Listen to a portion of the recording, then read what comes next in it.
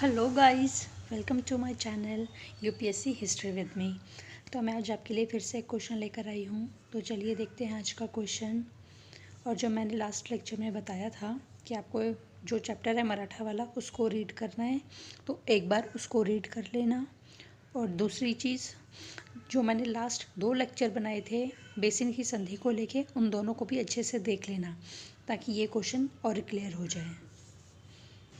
आज का क्वेश्चन है, बेसिन की संधि ने अपने प्रत्यक्ष एवं अप्रत्यक्ष संक्रियाओं में ब्रिटिश को भारत का साम्राज्य दे दिया।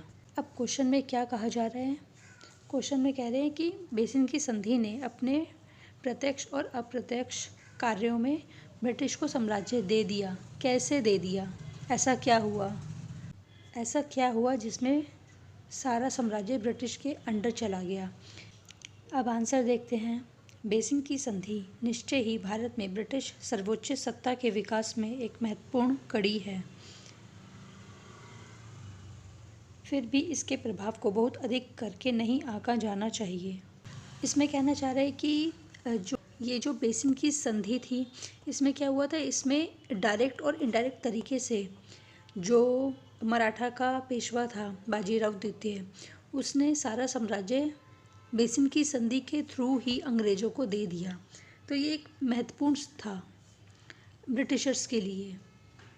एक तरफ वो ये कहना चाह रहे हैं कि डायरेक्ट और इनडायरेक्ट तरीके से पेशवा ने अपना साम्राज्य ब्रिटिशर्स को दे दिया। दूसरी तरफ वो ये भी कह रहा है कि नहीं, दिया तो है लेकिन अभी उसको अप्लाई करना बाकी है। मतलब जो भी ट्रीटी साइन हुई है वो सिर्फ अभी साइन हुई है, उसको भी इम्प्लीमेंट नहीं किया गया है। तो वो ये बताना चाह रहे हैं। नेक्स्ट लाइन देखते हैं। बेसिन की संधि के माध्यम से कंपनी ने मराठा परिसंघ के आंतरिक मामलों में हस्तक्षेप करने का वैध अधिकार प्राप्त कर लिया। इसमें कहना चाह रहे हैं कि जो ब्रिटिशर्स थे उन्होंने बेसिन की संधि की, तो जब उन्होंने बेसिन की संधि की पेशवा के साथ, तो जो उसके मराठा परिसंघ के जो इंटरनल मैटर्स थे, आंतरिक मामले थे, उसमें ब्रिटिशर्स को हस्तक्षेप करने का एक अधिकार मिल गया, वैध अधिकार मिल गया। नेक्स्ट लाइन देखते हैं। इस संधि के आधार पर मराठा परिसंघ का प्रधान पेशवा अब ब्रिटिश कंपनी के अधीन हो गया।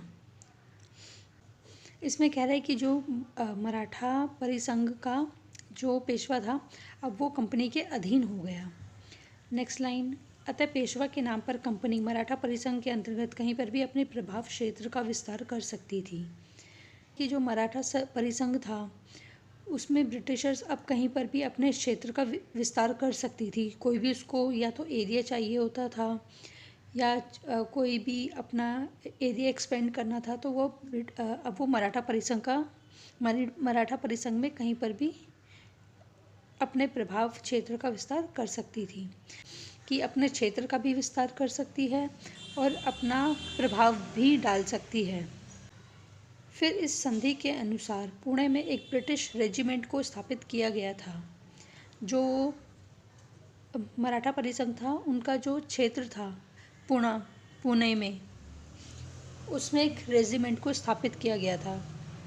अब ये रेजिमेंट क्या होता है? रेजिमेंट मतलब कि एक सैन्य दल। अब वो 1000 में भी हो सकती है, लाखों में भी हो सकती है, एक सेना।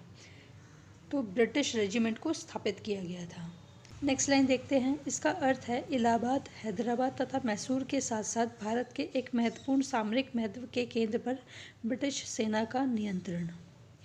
इसमें कहना चाह रहे हैं कि मराठा परिसंघ को हथियाने से पहले उन्होंने इलाहाबाद के साथ भी ऐसे ही किया था, हैदराबाद और मैसूर के साथ भी ऐसे ही किया था कि पहले उनका क्षेत्र हड़प लिया था, किसी भी अपनी या तो डायरेक्ट इनडायरेक्ट तरीके से या फिर अपनी कूटनीतिक चालों के ज़रिए उन्होंने उस क्षेत्र को हड़प लिया था। और वैसे ही अब उन्होंने मराठा परिसंघ के साथ भी किया था। Next line. उसी प्रकार पेशवा की विदेशी नीति भी कंपनी के नियंत्रण में आ गई थी। अब जो पेशवा था वो खुद से कुछ नहीं कर सकता था, उसकी विदेशी नीति भी कंपनी ही डिसाइड कर रही थी। नेक्स्ट लाइन देखते हैं। पेशवा की विदेशी नीति का संचालन ब्रिटिश रेजिमेंट के परामर्श से होना था। इसमें ही जैसे मैंने बताया कि जो ब्रिटिश रेजिमेंट था, जो उनकी सेना थी, वही विदेशी नीति चलाएगी पेशवा की। पेशवा कौन थे इसमें? बाजीराव द्वितीय। ये याद रखना, बाजीराव द्वितीय ही है। नेक्स्ट लाइन, सबसे बढ़कर अगर भविष्य में पेशवा तथा निज़ाम अथवा निज़ाम तथा गायकवाड़ के बीच किसी प्रकार का विवाद होता तो वह ब्रिटिश मध्यस्थता में ही तय किया जाता। इसमें कहना चाह रहा है कि जो पेशवा था उसको या तो निज़ाम के साथ कोई भी संधि करनी थी, संधि भले ही वो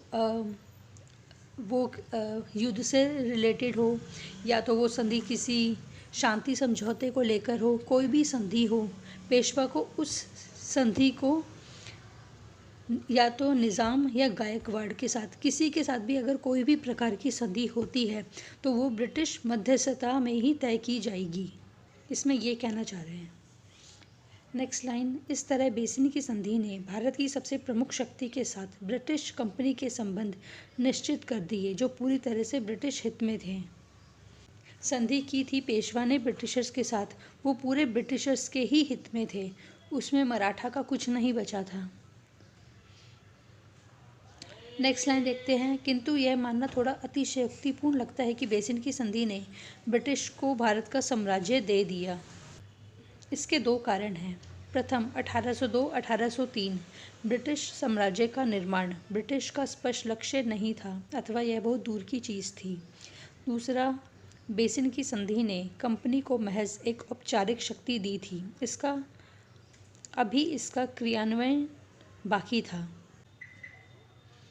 इसमें कहना चाह रहे हैं कि जो बेसिन की संधि हुई थी, इसमें ब्रिटिश साम्राज्य को,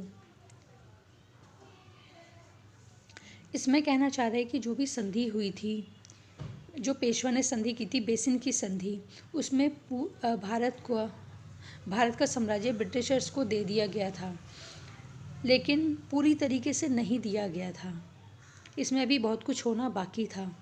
चाहे तो इस संधि को रोका जा सकता था, और बाद में इसके लिए प्रयास भी किया गया था बाजीराव द्वितीय के द्वारा, लेकिन तब कोई साथ में नहीं आया बाजीराव के साथ।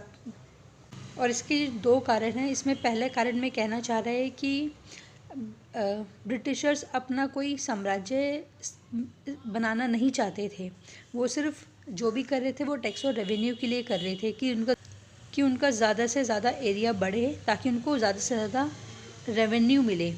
उनको कोई अपना ब्रिटिश साम्राज्य नहीं बनाना था। और दूसरा है कि यह सिर्फ संधि साइन हुई थी, इसको अभी क्रियान्वयन करना बाकी था, मतलब इसको भी प्रैक्टिकली करना बाकी था। सिर्फ ये संधि पेपर्स में साइन हुई थी, प्रैक्टिकली इसको अप्लाई अभी नहीं किया गया था। तो ये था आज का क्वेश्चन।